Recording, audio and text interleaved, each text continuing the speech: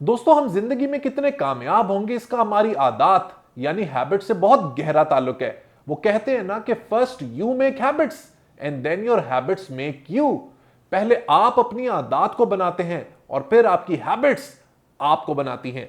हमारी डेली के छोटे छोटे पॉजिटिव काम या तो हमें भरपूर कामयाब कर देते हैं या हमारी नेगेटिव हैबिट्स वक्त के साथ साथ हमें नीचे ले आती हैं। आज जिस किताब के हवाले से हम लोग बातचीत करेंगे उसको हैबिट्स के हवाले से गोल्ड स्टैंडर्ड कंसिडर किया जाता है। इस किताब में इतने पावरफुल और खूबसूरत कॉन्सेप्ट्स हैं that it swipes you of your feet.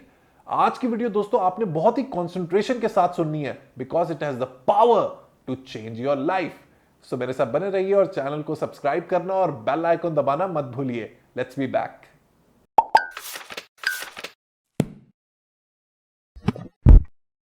सो बुकड़ीज, मैं जिस किताब का जिक्र कर रहा था उसका नाम है atomic habits by James clear. It is an international best seller, बहुत ही मशहूर किताब है और इसके सुपर हिट स्टेटस की वजह है इसका बहुत ही सादा येट पावरफुल कॉन्सेप्ट। इसके ऑथर ने यह कम्युनिकेट करने की कोशिश की है कि आप जिंदगी में अपनी आदतों में बहुत ही माइनर से इंप्रूवमेंट के साथ मैसिव तब्दीली ला सकते हैं। इसीलिए इस किताब का नाम उन्होंने एटॉमिक हैबिट्स रखा है। एटॉमिक का मतलब बहुत ही छोटा, माइनर बहुत कम, और हैबिट्स का मतलब आदत।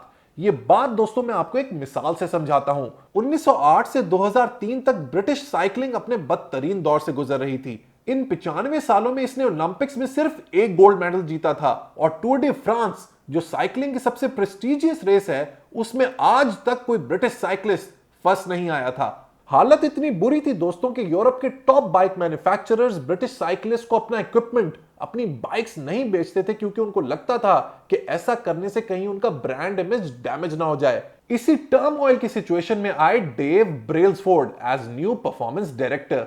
उनके आने के 5 साल के अंदर अंदर ब्रिटिश साइकिलिंग टीम ने साइकिलिंग की दुनिया को डोमिनेट करना शुरू कर दिया। 2008 के बीजिंग ओलंपिक्स की साइकिलिंग कैटेगरी के 60% गोल्ड मेडल्स ब्रिटिश टीम ने जीते।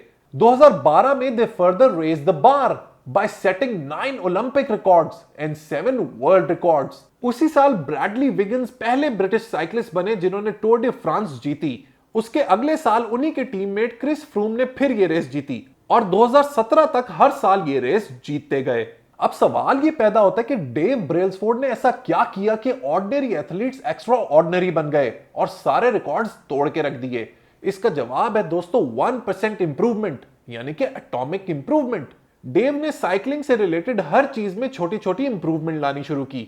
बाइक सीट्स को रीडिजाइन करवाया, साइकिलिस्ट जो गियर पहनते थे उनको बेहतर किया, टायर्स की ग्रिप बेहतर करने के लिए अल्कोहल का इस्तेमाल किया, मसल को रिकवर करने के लिए मसाज जेल्स का इस्तेमाल किया। गोया साइकिलिंग से रिलेटेड सैकड़ों चीजों में 1% इंप्रूवमेंट की और रिजल्ट्स दुनिया के सामने थे। एटॉमिक हैबिट्स भी इसी चीज का नाम है।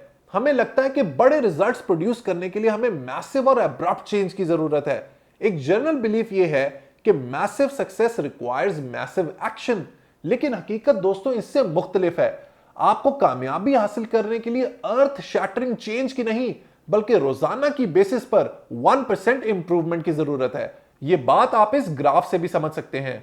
इसमें आपको एक्स एक्सिस पर टाइम नजर आ रहा है और वाई एक्सिस पर रिजल्ट्स। अगर आप रोजाना की बेसिस पर अपने एक्शंस में 1% इंप्रूवमेंट लाएंगे तो देखते ही देखते वक्त के साथ आपको पॉजिटिव रिजल्ट्स आना शुरू हो जाएंगे और आप एक साल के अंदर अंदर 37 टाइम्स अपने आज से बेहतर हो जाएंगे और 1% डिक्लाइन की सूरत में आप वक्त के साथ साथ गिरते चले जाएंगे। यहां पर दोस्तों एक बहुत ही इंपॉर्टेंट इशू को डिस्कस करने की जरूरत है और वो ये कि लोग अपनी अच्छी आदत को और फॉर दैट मैटर कोई भी हैबिट को ज्यादा देर तक होल्ड क्यों नहीं कर पाते और हिम्मत हार देते हैं। जैसे कि 4 दिन जिम गए और उसके बाद छुट्टी, या 1 हफ्ता डाइट की और उसके बाद फिर वैसे ही खाना शुरू कर दिया। इसको कहते हैं दोस्तों प्लेटो of latent potential.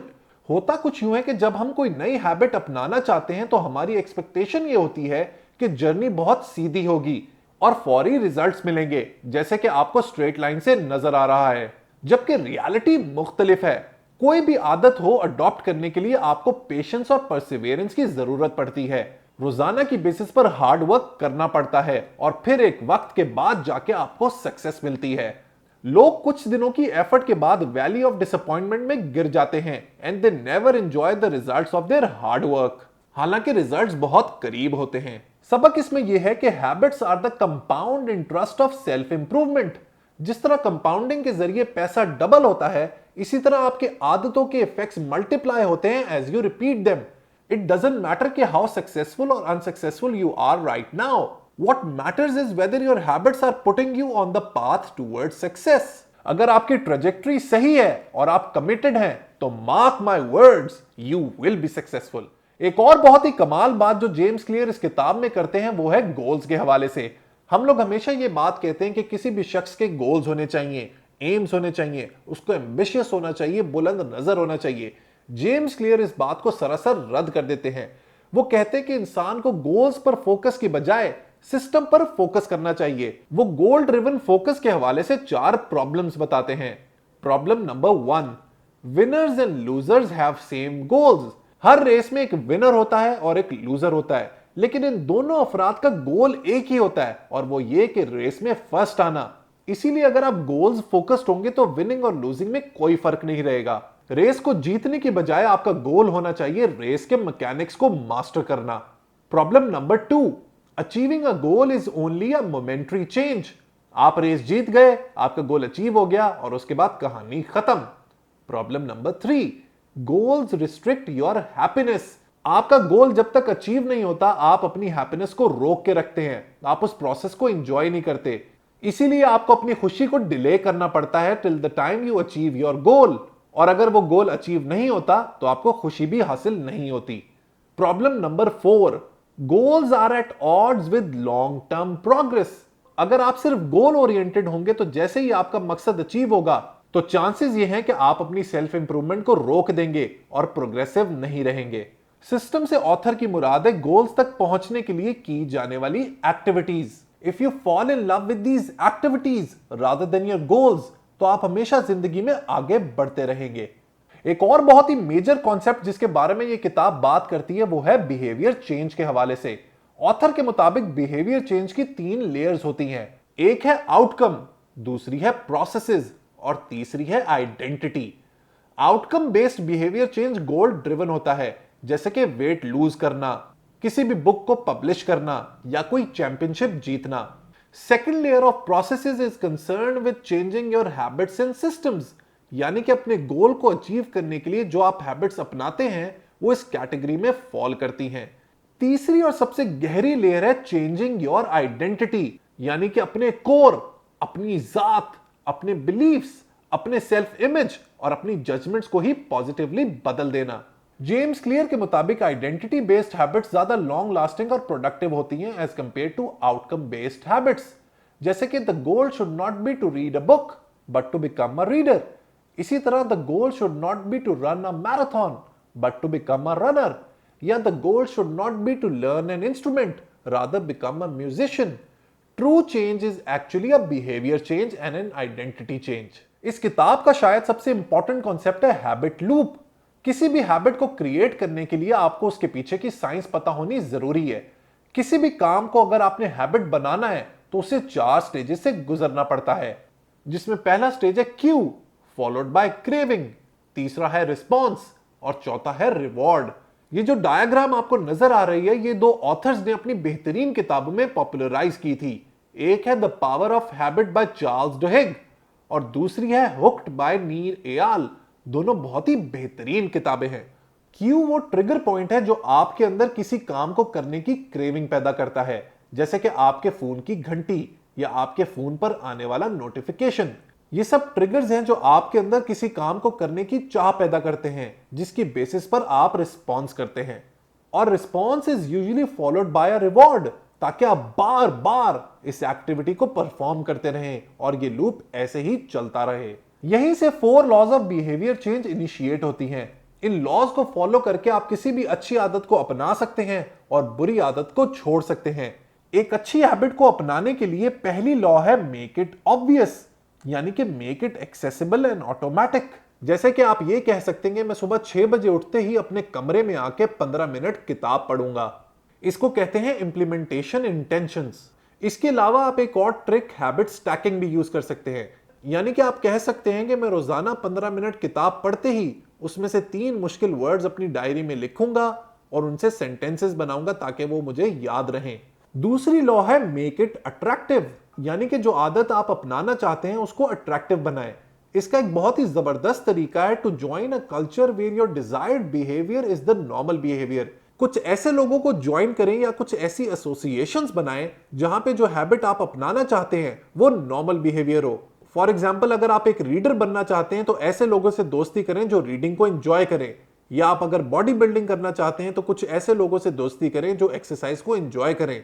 Third law है मेक इट इजी, यानी कि जो आदत आप अपनाना चाहते हैं उसके और अपने दरमियान फ्रिक्शन को रिड्यूस करें। Decrease the number of steps between you and your good habits.